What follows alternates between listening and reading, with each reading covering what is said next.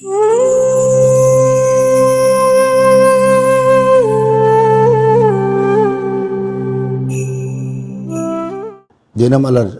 ஆன்மீக அன்பர்களுக்கு நமஸ்காரம். கடைசியை மட்டும் நாம சொல்லிண்டே அம்மா உயிரை விட்டா, பகவான் சரணத்தை அடைஞ்சுட்டான்னு மகாராணி முரளிதர சுவாமிகள் என்கிட்ட சொன்னார். அருணாச்சலத்தில் கலந்து விட்டான்னு நொச்சூர் சுவாமிகள் என்கிட்ட சொன்னார். ராத்திரி பூரா பக்தாளை அனுப்பிச்சு ஹரே ராமா சொல்லும்படியாக முரளிதர சுவாமிஜி ஏற்பாடு பண்ணினார்.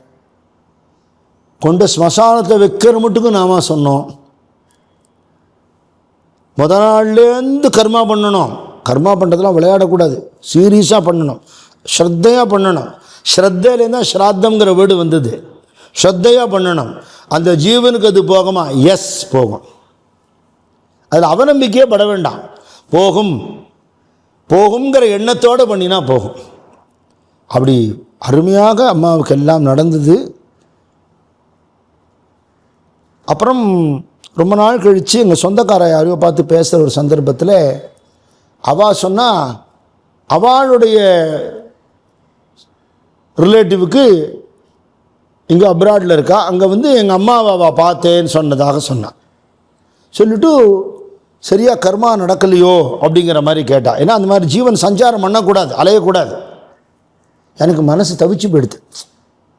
அம்மாவுக்கு அப்படி நடந்தது, அவ்வளவு நாம சொல்லி அப்படி நடந்தது. குருஜி முரளிதர சுவாமிகள் பகவான் சரணத்தை அடைஞ்சுட்டா அப்படின்னு சொன்னார். நொச்சூர் சுவாமிகள் ரொம்ப ஆப்தர், அவர் நமக்கு சொன்னார். நம்ம மனசு சொல்கிறது அது அப்படி தான் அம்மாவுக்கு நடந்திருக்கணும்னு. தானும் கடைசி மட்டும் நாம சொல்லிட்டு போனா. தனக்கு தானே கர்மா பண்ணிக்கிறதுங்கிறது இதுதான்.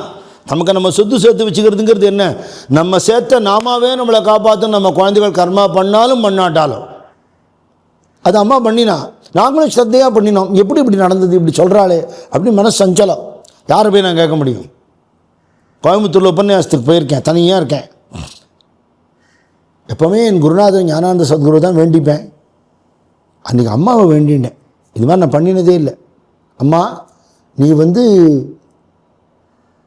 மேல் லோகத்துக்கு போயிட்டே பகவான் சரணத்தை அடைஞ்சுட்டேன்னு சுவாமிஜி சொன்னார். இவாள்லாம் இப்படி சொல்கிறாளே, நாங்கள் சரியாக கர்மா பண்ணலையா, உனக்கு வரலையாம்மா, நீ நல்லபடியாக நீ இருக்கேங்கிறது நீ எனக்கு நிரூபிக்கணும்னு கேட்டேன். இது சத்தியம், நான் மட்டும்தான் இருக்கேன், யார்ட்டையும் இதை நான் சொல்லலை.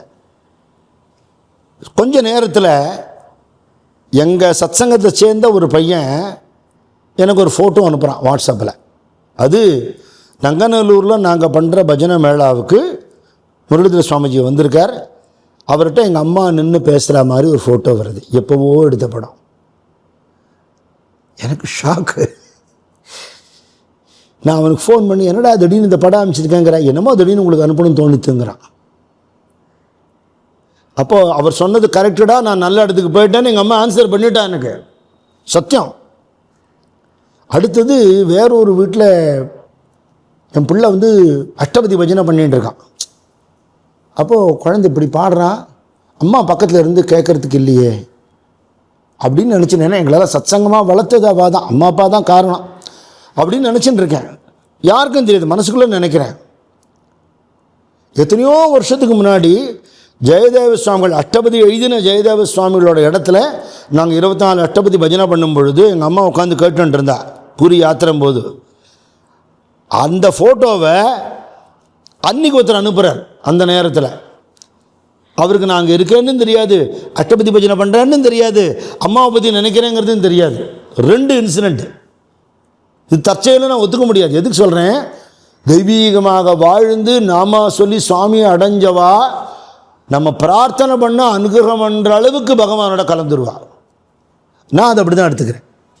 அதனால் நம்ம கர்மா நடக்குமா, பித்ருலோகத்துக்கு போவோமா, பிரேதமாக சஞ்சாரம் பண்ணுவோமா, இந்த குழப்பமே நமக்கு வேண்டாம். தெய்வீகமாக வாழ முடியும். அந்த சக்தி நம்ம கையில் இருக்குது. சுலபமான கடவுளோட நாமத்தை சொல்லலாம், நம்ம கையில் இருக்குது. வள்ளுவர் சொல்கிறார், அல்லவை தேய அறம் பெருகும் நல்லவை நாடி இனிய சொல்லினார். எல்லா கஷ்டமும் விலகிடும், அல்லவை தேஞ்சிடும், அறம் பெருகும், தர்ம சிந்தனை ஓங்கும். என்ன பண்ணணும்?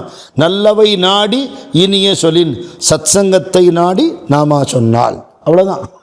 இது மாதிரி இருந்துட்டா நிஜமாவே வாழ்க்கை ரொம்ப சுகமாக இருக்கும்.